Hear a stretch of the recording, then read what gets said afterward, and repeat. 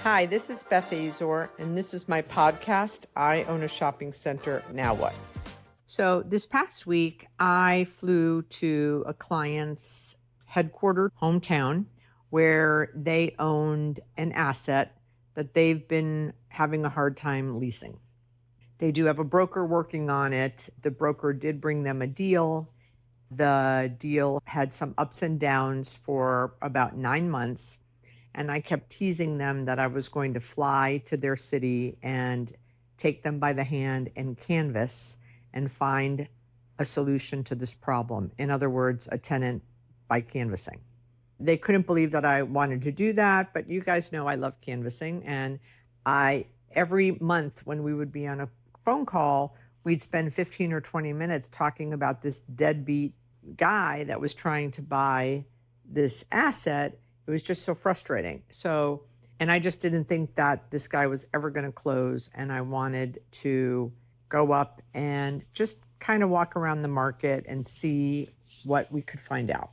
And so we had scheduled a couple times and we had to cancel for whatever reason. So this past week, I flew there and we hit the ground running. So I got there we got to the space at around 11-ish. 11:30, and I wanted to walk the space so that I was familiar with the premises before we started knocking on doors. And they had been given the impression by their brokers and other people that the crime in the area was the deterrence. That's why it wasn't being leased. So I think you guys have heard me say this before, or if you follow me on X or LinkedIn, I always talk about if you can remove obstacles in negotiations, that's a good thing. For example, in this situation, if there's a crime issue, then let's make sure we talk to the people that are within blocks of us because they're figuring that out. They're figuring out if there is a crime issue. They're figuring out how to deal with it and stay open.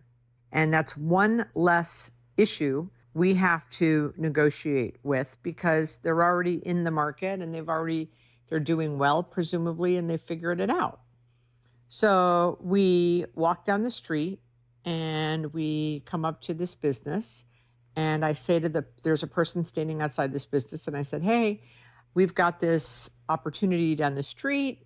Have you guys ever thought about opening another concept in the area? And this person said, well, I'm not the person, but this person walking down the street she's the owner and you should speak to her. So great. We start having a conversation with her. She said, well, what happened to the other guy? And we said that deal is dead. And we had a full out conversation. She said, well, I have a partner. Let me discuss it with him.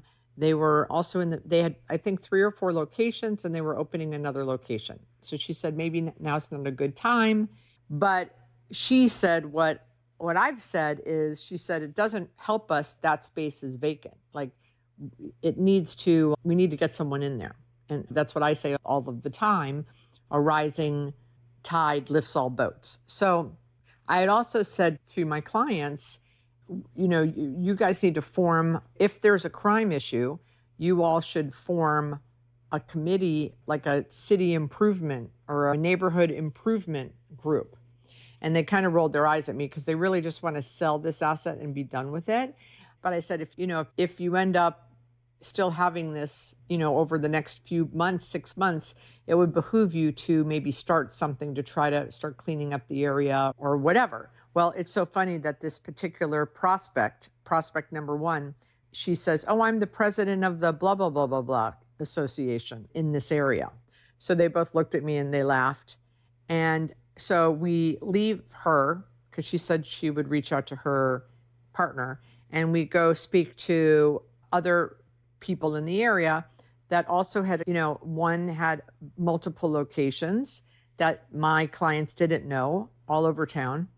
And we talked to the person in that location and they said of all of their locations, this one in this area does the best.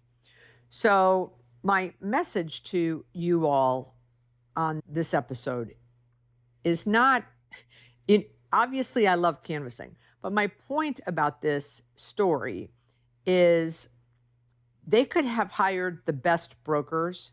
And if the brokers just picked up the phone and called these businesses, they would have never gotten the information that we did, right? They could have called and asked, they could have called this business, known the name of the owner, and asked for this person and left 30 messages and never had a 20-minute conversation on a sidewalk like we did. Similarly, with the business down the street, we walked in, we talked to the bartender at the space. He's the one that told us that this location did the best of all of their 5 locations. Again, we could have known the owner's name, made multiple phone calls, left multiple messages, and never gotten that piece of information, right? We might not have ever even figured out or found out that they had 5 other locations. In that scenario, that group, all of the other restaurants were all different names of concepts. Everyone had a different name. So unless we knew the parent, like, the Azor group, unless they had something like that, we might have never known that they had 5 other locations. That is the beauty of canvassing, that when you walk in, you get to talk to somebody. And cold calling and DMing that's not guaranteed ever. I mean, sometimes we get lucky with DMing, certainly less now that everyone's doing it. In the beginning, it was so unique and rare. I was getting 3 responses out of every 10 DMs I posted on like Instagram or Facebook. And now I would say it's 1 every 30, 40, or 50. It's really diminished. So prospecting, and in your case, you all own shopping centers, right? And these guys had never canvassed before, and they've owned shopping centers. I've been working with them, I think, for 7 or 8 years. So they've never canvassed. They've always had brokers, and the brokers have done a great job in filling their vacancies. This was the one problem space. So it was eye-opening for them to be able to, I forgot to tell the best part of the story.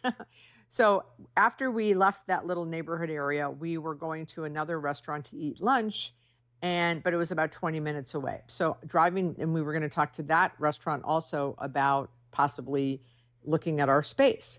As we get out of the car, there were 4 of us, me included, we're walking into the restaurant. My client stops me and says, "Beth." And I turned around and I said, "What?"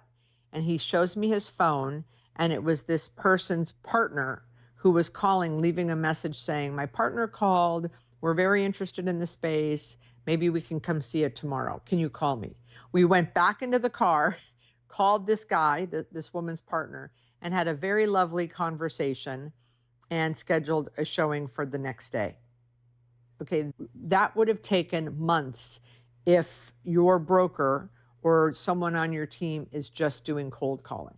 So that's the purpose of today's episode. Is I know you guys hear me ad nauseum and tell you how canvassing works, but here is a clear example. I'm sure you guys can realize we could have called that restaurant and left messages 30 times and never had the quick conversation on the sidewalk, her then speaking to her partner, him calling us, all in the matter of 2 hours and setting up a showing for the next day. So if your brokers or if your team is not canvassing and they're just relying on cold calling or DMing or LoopNet or CoStar or Crexi leads, you really need to push them and somehow incentivize them that they should be at least canvassing at least 30 to 50 people a week, physically canvassing. So I hope you enjoyed this. It was a fun, exciting week for us. And, stay tuned. I'll let you know what happens with this whole story. If you like the podcast, please share it. A lot of you have reached out and asked for the 10-page takeover list from Lori Rosen. I hope you have all received them and you're enjoying taking a look at them. Well, someone emailed me after he got it and said, "Wow, this is extensive." So, but Lori's at the GOAT and she put that together. And I know some of you are calling to talk to her about her forms book. So very valuable. Okay, so share the podcast, like it, all that jazz, and we'll talk to you next week. Hey, listeners of I Own a Shopping Center, Now What? We have done some research and we have found out that 92% of the listeners are men in the ages of 50 to 70.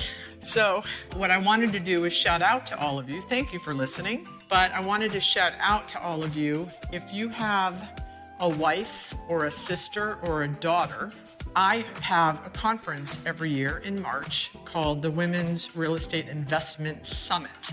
There are 250 women that attend, and probably 75% of them are investors in all kinds of different asset classes. We've had women that are fix and flippers, women that have invested in storage, hospitality, student housing, of course, retail, and you name it, senior living, multiple different asset classes, car wash funds. And the women in the room, what I do is I interview women that are investors, and then those women go into breakout rooms and do like a deep dive on how they underwrite their deals, multifamily, etc. And a lot of the women in the room have started investing with each other, which is great, which is helping my goal and mission of getting more women to invest in commercial real estate. But if you have a wife, a daughter, a sister, a mother, that maybe you want them to learn a little bit more about the industry, or maybe they're running your properties with you, have them come. It's March 4th through the 6th. We opened registration last week. We've already sold over 50% of the tickets. I highly predict that we will be sold out by year end.